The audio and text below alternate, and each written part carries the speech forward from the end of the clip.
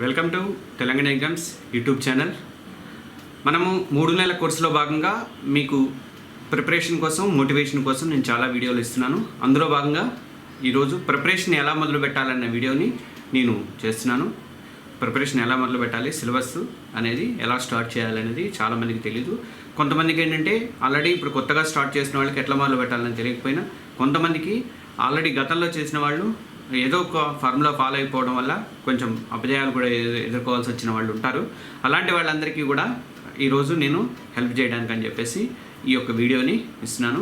మనము ఆల్రెడీ 3 నెలల కోర్సుకి సంబంధించినటువంటి కోర్సు నడుస్తున్నాయి కదా, ఆ కోర్సులో భాగంగా రోజుకి దాదాపు 10 నుంచి 15 దాకా మాక్ టెస్టులు పెడుతున్నాము. అలాగే పీడిఎఫ్లు, లెసన్స్కి సంబంధించిన పీడిఎఫ్లు ఇస్తున్నాము. వీటితో పాటుగా ఇమేజెస్ కూడా ఇస్తున్నాము. చెప్పాను కదా, చార్ట్లు అవి గుర్తుపెట్టుకోవడానికి వీలుగా ఇమేజెస్ అనేవి కూడా ఇస్తున్నాను. ఇప్పటివరకు దాదాపు 4 రోజులలో 40-50 ఇమేజెస్ దాకా పోస్ట్ మన మాక్ టెస్ట్ కూడా అలాగనే చాలా పోస్ట్ అయినాయి. మీరు ఎవరైనా ఇంకా జాయిన్ కావాల్సిన వాళ్ళు ఎవరైనా ఉంటే, ఇంట్రెస్ట్ ఉంటే జాయిన్ అవ్వండి వెంటనే. ఈరోజు ఈ 3 నెలల కోర్సులో భాగంగా మనకి ప్రిపరేషన్ ఎలా మొదలు పెట్టాలి అనేది నేను ఈ వీడియో ఇస్తున్నాను. సిలబస్ మీద అవగాహన రావాలని చెప్పేసి ఇంతకుముందు మీకు వీడియోలు ఇచ్చాను. ఒక్కసారి సిలబస్ మీద ఐడియా వస్తే అప్పుడు బుక్స్ మీద ఐడియా వస్తుంది, అప్పుడు ప్రిపరేషన్ స్టార్ట్ చేయడానికి అవకాశం ఉంటుందని చెప్పేసి నేను గతంలో చెప్పినటువంటి వీడియోలలో మీకు చెప్పాను. మీరు చాలామంది ఆ వీడియో చూసే ఉంటారు. ఎవరైనా చూడకపోతే ఆ లింక్ ఈ వీడియో డిస్క్రిప్షన్లో పెడతాను, చూడండి ఒకసారి. తర్వాత కాంపిటీషన్ ఎగ్జామ్స్కి ప్రిపేర్ అవ్వాలంటే ఎలా మొదలు పెట్టాలన్న దాని మీద చాలామందికి కన్ఫ్యూజన్ అనేది ఉంటుంది. అయితే కొత్తగా ప్రిపేర్ అయ్యే వాళ్ళు కూడా కాకుండా గతంలో ప్రిపరేషన్ అవుతున్న వాళ్ళు కూడా ఎలా మొదలు పెట్టాలి, ఎలా చదవాలి, అలాగే మన టార్గెట్ని ఎలా రీచ్ చేయాలి, ఎలా ఫిక్స్ చేసుకోవాలి, అసలు ముందు ఎలా రీచ్ చేయాలి, వ్యూహాలు ఎలా చేసుకోవాలి, ఎగ్జామ్లో అసలు ఎలాంటి ప్రశ్నలు వస్తాయి, ఇలాంటి డౌట్స్ అన్నీ కూడా నేను ఈ వీడియోలో తీర్చే ప్రయత్నం చేస్తున్నాను. కాంపిటేటివ్ ఎగ్జామ్లో ప్రశ్నల స్వభావాన్ని అనేది కంపల్సరీగా తెలుసుకోవాలి. అకాడమిక్ ఎగ్జామ్స్లో అంటే మాస్టర్ చెప్తారు కాబట్టి, సార్లు చెప్తారు కాబట్టి వాటిని మనం రాసేసుకుంటాము, అయిపోద్ది. ఎగ్జాము ఎక్కువ థియరీ ఉంటాయి కాబట్టి, ఆబ్జెక్టివ్ టైప్ కూడా ఉండవు కాబట్టి, ఎక్కువ ఉంటాయి కాబట్టి రాసేస్తాము, అయిపోతుంది, మార్కులు వేస్తారు. కానీ ఇక్కడ అలా కాదు. ఇక్కడ వ్యూహం అనేది చాలా తేడా ఉంటుంది. మీరు డిగ్రీ అయ్యి ఇప్పుడే కొత్తగా దీంట్లో అడుగు పెట్టిన వాళ్ళు అయితే, బీటెక్ చేసిన వాళ్ళు అయితే ఇది చాలా కంపల్సరీగా ఈ వ్యూహాన్ని మీరు ఫాలో అవ్వాలి. అకాడమిక్ ఎగ్జామ్స్ కోసం మీ వ్యూహం అనేది తప్పనిసరిగా మార్చుకోవాల్సి ఉంటుంది అనమాట.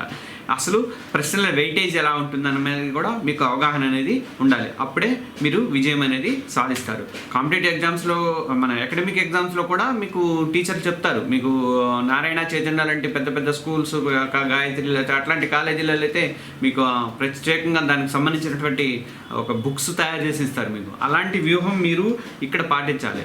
కాంపిటేటివ్ ఎగ్జామ్స్లో కూడా మీరు అలాంటి వ్యూహాన్ని అలవాటు చేసుకోవాలి. అసలు మనకి ఎగ్జామ్స్లో ఏ అంశాలకి ఎక్కువ ప్రాధాన్యత ఎగ్జామినర్ అనేవాడు ఇస్తున్నాడు? కాంపిటేటివ్ ఎగ్జామ్స్లో మనం రాస్తున్నటువంటి ఎస్ఐకో, పిఎస్సికో, లేకపోతే గ్రూప్స్కో మీరు ఎలాంటి వ్యూహం అనేది వాళ్ళు అనుసరిస్తున్నారు? తర్వాత ఎగ్జామ్ సిలబస్ ఆధారంగా ఎగ్జామినరు ఎక్కువగా వేటి మీద, ఏ అంశాల మీద ఫోకస్ చేస్తున్నాడు, ఏ ప్రశ్నలు ఎక్కువగా ఇస్తున్నాడు, అలాగే ఆ అంశాల మీద ఎక్కువ ఫోకస్ చేయడానికి కారణం ఏంటి, ఆ అంశాలను. తర్వాత ఎగ్జామినర్ టచ్ చేయని అంశాలకి మనం ఎప్పుడు కూడా ప్రాధాన్యత ఇవ్వాల్సిన అవసరం లేదు. సిలబస్ మొత్తం ఉంటుంది మీకు. సిలబస్లో కూడా కొన్ని ఇంపార్టెంట్ టాపిక్స్, ఇంపార్టెంట్ వైజ్గా కొన్ని తెలుసుకోవాలంటుంది. అలాంటివి తెలుసుకొని దాని ప్రకారమే మీ ప్రిపరేషన్ అనేది సాగించాలి. ఎగ్జామినరు ఎలాంటి ప్రశ్నలు ఇస్తున్నాడు అనేది మీకు అవగాహన ఎలా తెలుస్తుంది? ప్రతి వాడికి వాడేదో ఇస్తాడు, వాడు ఇచ్చింది నాకెట్లా తెలుస్తుంది అని చెప్పేసి మీరు అనుకోవడానికి అవకాశం ఉంటుంది. కానీ అలాంటి వాళ్ళకి తెలుసుకోవాలంటే ఖచ్చితంగా కూడా మీరు ప్రీవియస్ పేపర్లు ఫాలో అవ్వాల్సిందే. ఈ ప్రీవియస్ పేపర్లకు సంబంధించినటువంటి ఒక బుక్, టీఎస్పీఎస్సికి సంబంధించినటువంటి ఒక బుక్ మన తెలంగాణ ఎగ్జామ్స్ ప్లస్ యాప్లో ఉన్నది, తెలంగాణ ఎగ్జామ్స్ వెబ్సైట్లో ఉన్నది. ఆ వెబ్సైట్ ద్వారా మీరు పర్చేజ్ చేసుకోవచ్చు. మీ ఇంటికి నేను కొరియర్ ద్వారా లేదంటే పోస్టల్ ద్వారా కానీ మేము పంపిస్తాము. పోస్టల్ ఖర్చు కూడా భరించేసి మార్కెట్లో ఎంఆర్పి రేట్ కన్నా కూడా తక్కువగానే ఆ యొక్క బుక్ మీకు అవైలబుల్ అవుతుంది. మీరు ఒకసారి చూడండి ఆ బుక్ని. ప్రీవియస్ అన్నీ దొరుకుతాయి అన్నమాట దాంట్లో. ఇంకా అంటే మీకు ఒక అవగాహన కోసం టీఎస్పీఎస్సీ వచ్చాక అసలు ఎగ్జామ్స్ ఎలా నడుస్తున్నాయి, ఏమేమి క్వశ్చన్లు వస్తున్నాయి, ఎట్లా ఇస్తున్నాడు, ఆ మోడల్ తెచ్చుకోవడానికి అని చెప్పేసి అలాంటిది మీకు ఉంటుంది. ఇంకోటి ఏంటంటే, ఇంకా ఎవరికన్నా కావాలనుకుంటే ఏపీపీఎస్సీ నుంచి టీఎస్పీఎస్సీ దాకా కూడా అన్ని ప్రీవియస్ పేపర్స్ని కూడా చూడాలి. ఏపీపీఎస్సీకి సంబంధించి కూడా బోల్డ్ అన్ని పేపర్స్కి సంబంధించినటువంటి బుక్ ఒకటి నా దగ్గర కూడా ఉండాలి. అలాంటి బుక్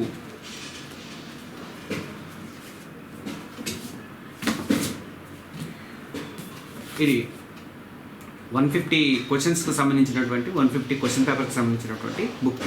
దీని మీద ఇలాంటి బుక్స్ కంపల్సరీగా మీ దగ్గర ఉండాలండి. ఉంటే ఏంటంటే ప్రాక్టీస్కి పనికొస్తుంది మీకు. తర్వాత వాటి మీద మనకి ఎలాంటి క్వశ్చన్లు ఇస్తున్నాడని దాని మీద అవగాహన వస్తుంది. ఓన్లీ టీఎస్పీఎస్సీ ఇది ఉన్నా కానీ సరిపోతుంది. టీఎస్పీఎస్సీ వచ్చిన దగ్గర నుంచి ఇప్పటి వరకు ఎలాంటి ఎగ్జామ్స్ జరిగినాయి, వాటికి సంబంధించి ఎలాంటివి ఉన్నాయని చెప్పేసి ఒక్కసారి మీరు చూసుకోవడానికి అవకాశం అనేది ఉంటుంది. అలాంటి బుక్ మన దగ్గర ఉన్నది, మీరు ఒకసారి వెబ్సైట్లో చూడండి. ఏపీపీఎస్సీ నుంచి టీఎస్పీఎస్సీ దాకా కూడా ప్రీవియస్ పేపర్లు మీరు ఒకసారి చూసుకోవాలి. ఏ అంశాల మీద ఎక్కువ ప్రాధాన్యత ఇస్తున్నాడు, ఎగ్జామ్లో ప్రశ్నల కాఠిన్యత ఎలా ఉంటుంది, మారుతుందా లేదా అనేది మీకు తెలుసుకోవడానికి అవకాశం ఉంటుంది. ప్రశ్నల స్థాయి అంటే ప్రశ్నల కాఠిన్యత అంటే ప్రీవియస్ పేపర్లలో హార్డ్ ఇచ్చాడా, మీడియం ఇచ్చాడా, లేకపోతే ఈజీ లెవెల్ ఇచ్చాడా, ఈ డిఫికల్టీస్ లెవెల్ అనేది తెలుసుకోవాలి మీరు.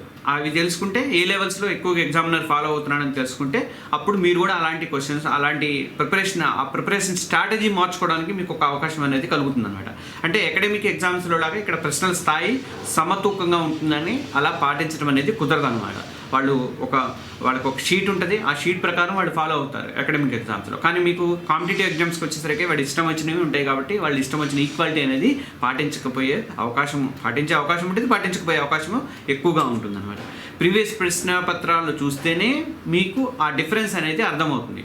ఏ చాప్టర్లకి ఎలాంటి ప్రశ్నలు ఇచ్చారు, అవి ఈజీయా, మీడియమా, హార్డా, ఇలాంటి బేరీ చేసుకుంటూ చదువుకోవాలి.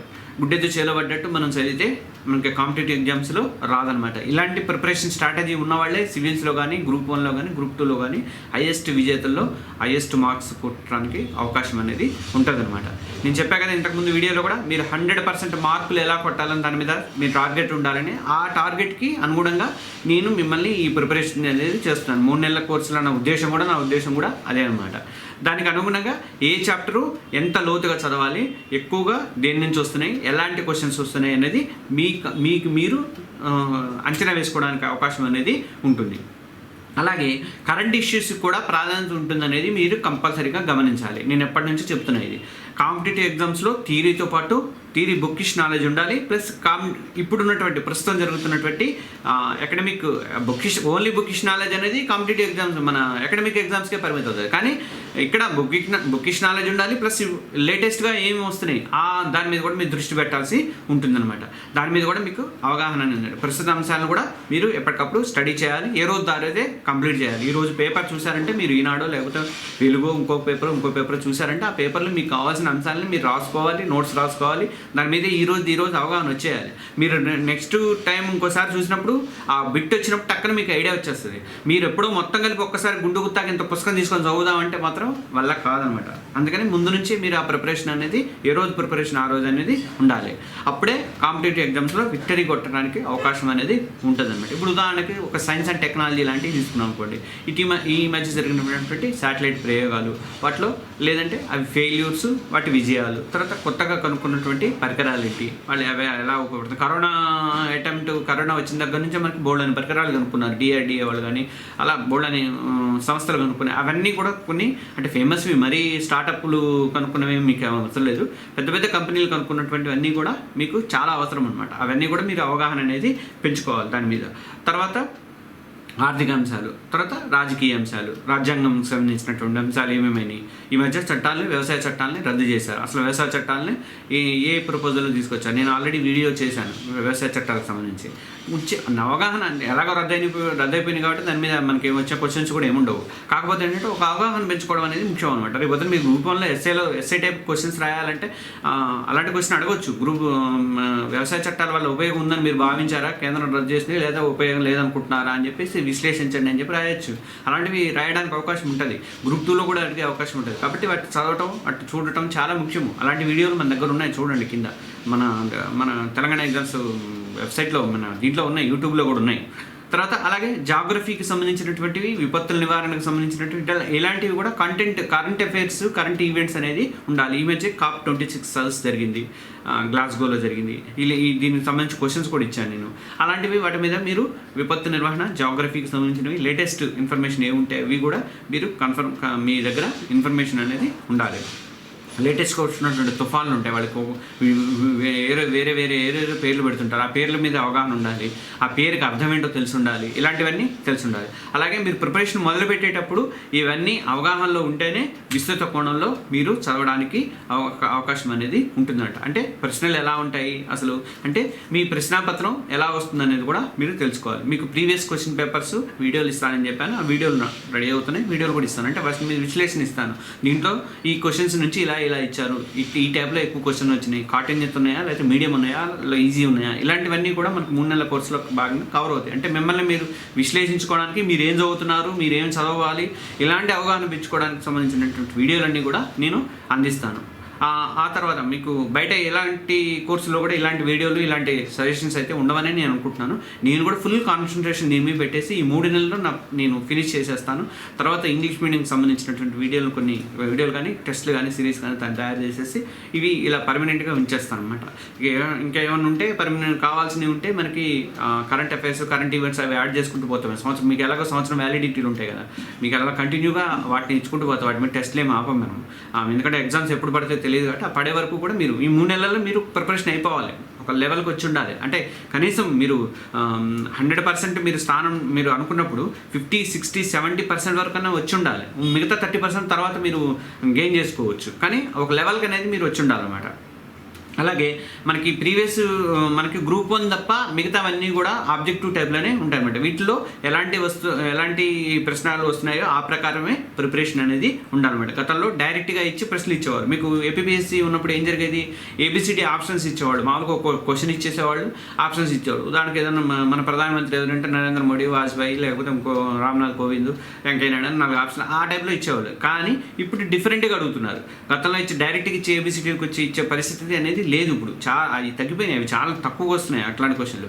ఇప్పుడు కాంపిటీషన్ పెరుగుతుంది, మీకు లక్షలలో కాంపిటీషన్ అవుతుంది. లక్షల్లో కాంపిటీషన్ వచ్చినప్పుడు ఆ ప్రకారం ఆ ప్రశ్న రూపాలని కాఠిన్యత అనేది కూడా పెంచుకుంటూ పోతున్నారు. ఏపీఎస్సీలో ఏబీసీలో ఆప్షన్లు ఇచ్చారని చెప్పి కదా, టీఎస్పీఎస్సీకి వచ్చేసరికి అలాంటి ఆప్షన్స్ తగ్గిపోయింది. మ్యాచ్ ద ఫాలోయింగ్ ఇస్తున్నాడు. తర్వాత గ్రూప్ 2 పోలీస్ రిక్రూట్మెంట్ బోర్డులలో ప్రశ్నలు అయితే రెండు స్టేట్మెంట్లు ఇచ్చి ఎసర్షన్ తర్వాత రీజనింగ్ అంటే ఫస్ట్ ఒక క్వశ్చన్ ప్రశ్న మోడల్లో ఒకదానికి రిలేషన్ ఇచ్చేసి ఆ రిలేషను ఆర్తో సమానమా లేకపోతే ఆ టైప్లో ఇస్తున్నాడు. అలా పోలీస్ ఉద్యోగాలకి ప్రిపేర్ అయ్యే వాళ్ళకైతే ఇట్లాంటి ఎక్కువ క్వశ్చన్స్ వస్తున్నాయి. ఎందుకంటే వీటిని జేఎన్టీ వాళ్ళు తయారు చేస్తున్నారు, మన టీఎస్పీఎస్సీ వాళ్ళు కాదు కదా, బయటకి ఇస్తారు కదా వాళ్ళు, జేఎన్టీ వాళ్ళు తయారు చేస్తున్నారు. జేఎన్టీ వాళ్ళు తయారు చేసే ప్రశ్నలో ఎక్కువగా ఇలాంటివి వస్తున్నాయి. 2 స్టేట్మెంట్స్ ఇచ్చి మొదటిదానికి రెండోదానికి అనుబంధం అడుగుతుంది. అంటే మొదటిదానికి అసలు సంబంధం ఉందా లేదా దాని మీద దీనికి, అలాంటివి ఎక్కువ వస్తున్నాయి. అలాగే మీకు ఆ లెసన్ మీద లేదంటే ఆ టాపిక్ మీద స్పష్టమైన అవగాహన ఉంటేనే ఇలాంటి క్వశ్చన్ మీరు 100% అటెంప్ట్ చేయడానికి అవకాశం ఉంటుంది. లేకపోతే మామూలుగా ఏబిసిడీలు ఇచ్చాడు అనుకోండి, ఏదో చూసుకుంటాం, ఏదో బీనో పెట్టేస్తాం. కానీ ఇది అట్ట కాదు కదా, అది దానికి దీనికి తెలిసి ఉంటేనే, నీకు ఆ క్వశ్చన్ మీద అవగాహన ఉంటేనే, చదివి ఉంటేనే నువ్వు రాయగలుగుతావు అనమాట. అలాంటి పరిస్థితి ఉన్నది. తర్వాత అంటే 100% మీకు ఆ లెసన్ మీద, ఆ టాపిక్ మీద అవగాహన అనేది ఉండాలి. మార్కెట్లో దొరికేటువంటి ఆబ్జెక్టివ్ టైప్ పుస్తకాలన్నీ తీసుకొచ్చి మీరు ప్రిపరేషన్ అయితే సరిపోదు. మీకు బుక్కిష్ ముందు నాలెడ్జ్ పెంచుకున్న తర్వాత అప్పుడు ప్రాక్టీస్ కోసం వాటిని ఉపయోగించుకోవాలి. అంటే 6th to 10th లెసన్స్, లేకపోతే అకాడమీ బుక్స్, లేకపోతే స్టాండర్డ్ బుక్స్ మీరు చదువుకుంటూ వాటి మీద అవగాహన పెంచుకున్న తర్వాత అప్పుడు ప్రాక్టీస్ కోసం కావాలంటే తెచ్చి చదువుకోండి. అంతే తప్ప అదే ఇంగ్లీష్ మీడియం వాళ్ళకైతే 6th to 10th, 12th దాకా మంచి బుక్స్ ఉన్నాయి, అలాంటివి చూసుకోండి. అంతే తప్ప మీరు మామూలుగా డైరెక్ట్గా బిట్ బ్యాంకులు తీసుకొచ్చి ప్రిపేర్ అయితే ఉపయోగం అనేది ఉండదన్నమాట. అదేదో గుడ్డది చేలో పడ్డట్టే ఉంటుంది. అంటే ఏబీసీలు తెలిసినాయి ఆ ఎగ్జామ్లో రాసి పెడేస్తాం అనమాట. తర్వాత దీంట్లో 4వది స్టేట్మెంట్ మోడల్స్. ఒక టాపిక్ మీద లేదా ఒక సబ్జెక్టు లెసన్లో విభిన్నమైనటువంటి 4 జవాబులు ఇస్తారు. ఆ 4 జవాబులలో ఏది సరైంది అని ఇస్తాడు, ఏది రాంగ్ అనేది లేదా ఏది తప్పుగా ఉందో గుర్తించండి అని చెప్పిస్తాడు. ఆ 4 చదవాలి. ఇలాంటి మోడల్స్ ప్రశ్న నేనేం చేశానంటే, మేము ఫస్ట్ ఫారెస్ట్ చేసినప్పుడు మామూలు ఏబిసిడి మోడల్స్ ఇచ్చినా కానీ, అంటే స్టార్టింగ్ కదా, అది టీఎస్పీఎస్సీకి స్టార్టింగ్ అది. అలాంటి తర్వాత నుంచి ఏం చేస్తుంటే మోడల్ క్వశ్చన్ ప్యాటర్న్ అనేది మార్చేసాం. ఎక్కువగా స్టేట్మెంట్ మోడల్స్, తర్వాత ఇది మనం పేరు చేయటము, అంటే మ్యాచ్ ద ఫాలోయింగ్, ఇలాంటివన్నీ ఎక్కువ వచ్చాము. స్టేట్మెంట్ మోడల్స్ కూడా మన దాంట్లో ఎక్కువ ఉంటాయి అన్నమాట. ఇలాంటి ప్రశ్నలే మీకు ఎక్కువ తగులుతున్నాయి. అంటే ప్రశ్నల రూపాలు అనేది తెలుసుకోవాలి. సాధారణంగా వచ్చే ప్రశ్నలు ఏంటి, 4 మోడల్స్ ఆప్షన్స్ ఉంటాయి. కానీ అవి కాకుండా మ్యాచ్ ద ఫాలోయింగ్ వస్తాయి, ఎసెర్షన్ రీజన్ వస్తాయి, తర్వాత స్టేట్మెంట్ మోడల్స్ వస్తాయి. ఇలాంటి 4 మీద కూడా మీరు ప్రిపరేషన్, ఈ 4 మోడల్స్ మీద కూడా ప్రిపరేషన్ అనేది చూసుకోవాలి. అంటే ఈ ఎలా ఉన్నాయి, ఎలా ఎక్కువ వస్తున్నాయి అని చెప్తే మీ దగ్గర ప్రీవియస్ క్వశ్చన్ పేపర్స్ సంబంధించినటువంటి బుక్ అనేది ఉండాలి. అది మీరు చదివే పోలీసీ కావాలని ఏం లేదు. పోలీసీ కాకపోతే, గ్రూప్ ఈ కాకపోతే ఏదైనా సరే వాటి ఏంటంటే ఆ మోడల్ చూసుకోవడానికి, ఆ మోడల్ ఏ మోడల్లో వస్తున్నాయని చూసుకోవడానికి కంపల్సరీ కావాలి మీకు అది. తర్వాత ప్రశ్నల రూపాలు అంటే ప్రశ్నలు ఎలా వస్తున్నాయని తెలుసుకుంటే ప్రిపరేషన్ అనే దాని మీద మీకు స్పష్టమైనటువంటి అవగాహన అనేది వస్తుందన్నమాట. అంటే సబ్జెక్టు లేదా లెసన్ ప్రిపేర్ అయ్యేటప్పుడు మిమ్మల్ని ఎలా అడుగుతారు, మీరు చదివేటప్పుడే మీకు అవగాహన వస్తుంది. ఇది ఏ టైప్లో అడిగే అవకాశం ఉంది అనేది ఒక ఐడియా వస్తుంది. ఆ ఐడియా వచ్చినప్పుడు ఆ కోణంలో మీరు చదువుకుంటూ వెళ్ళిపోయారండి, మీరు క్వశ్చన్ చేసుకుంటూ మీరు చదువుకుంటూ వెళ్ళిపోయారు అనుకోండి, అప్పుడు మీ పునాది అనేది గట్టిగా పడుతుంది అనమాట. ప్రిపరేషన్ స్థాయిలోనే మీ స్టాండర్డ్ గట్టిగా అవుతుంది అనమాట. అప్పుడు మీరు ఎలాంటి క్వశ్చన్ అయినా అడగండి, నిద్ర లేపి అడిగితే చెప్తానంటారు సార్, ఆ టైప్లో ఎలాంటి క్వశ్చన్ అయినా అడగండి ఎగ్జామినర్. అప్పుడు మీకు చెప్పడానికి మీకు ఒక స్కోప్ అనేది, అవకాశం అనేది ఉంటుంది అనమాట. ఎగ్జామ్ పేపర్ ఇచ్చాక అయ్యో ఇట్లా వచ్చిందేంటి, నేను ఈ టైప్లో చదవలేదు కదా అని చెప్పి అనుకోవడానికి అవకాశం అనేది ఉంటుంది. మీకు అర్థమెటిక్ రీజనింగ్లో కూడా అదే పొజిషన్. అలాంటి దానికి సంబంధించిన మోడల్స్ అన్నీ ప్రిపేర్ అయ్యి వెళ్ళిపోవాలి అంతే. అట్లా రూపాలు అనేది మనం ముందే ఎలాంటి టైప్లో వస్తాయి అనేది తెలుసుకుంటే ఈజీగా అటెంప్ట్ చేయొచ్చు. అప్పుడు మీరు ఎగ్జామినేషన్లో ఇంకోటి ఏంటంటే టైం కూడా ఇంపార్టెంట్. ఇక్కడ మీకు అలాంటి స్టేట్మెంట్ టైపు ఇచ్చినప్పుడు చదువుకోవడానికి టైం ఎక్కువ పెట్టే అవకాశం ఉంటుంది. కాబట్టి ముందే అవగాహన ఉండటం వల్ల ఏమవుతుంది, ఆ స్టేట్మెంట్లు టక్క చదివి మీరు జవాబులు గుర్తించడానికి అవగాహన అనేది ఉంటుంది. మ్యాచ్ ద ఫాలోయింగ్ కానీ స్టేట్మెంట్ మోడల్స్ కానీ ఇట్లాంటివి కొంచెం ఎక్కువ ఉంటాయి. కాబట్టి అవన్నీ చదివి అవగాహన చేసుకొని టక్కన రాయడానికి ఆ టైం ఎంత అవుతుందంటే ముందు నుంచి మీరు ప్రాక్టీస్ చేసుకుంటారు కాబట్టి టైం ఆటోమేటిక్గా మీకు అక్కడ ఎగ్జామినేషన్లో సెట్ అవుతుంది. చాలామంది ఏం చేస్తారంటే టైం పాటించకపోవడం వల్లే లాస్ట్లో టైం సరిపోలేదండి అది చూసుకోవడానికి అని చెప్పేసి మాట్లాడుతుంటారు. అలాంటి పొజిషన్ రాకుండా మీకు ఇది ముందుగా ప్రాక్టీస్ చేయడం వల్ల అలాంటి ఉపయోగం అనేది ఉంటుంది అన్నమాట. మీరు ముందు నుంచి ప్రశ్నల స్థాయి, ప్రశ్నల రూపాలు వీటి మీద అవగాహన ఉంటే టైం అనేది ఆటోమేటిక్గా ప్లానింగ్ అయిపోద్ది.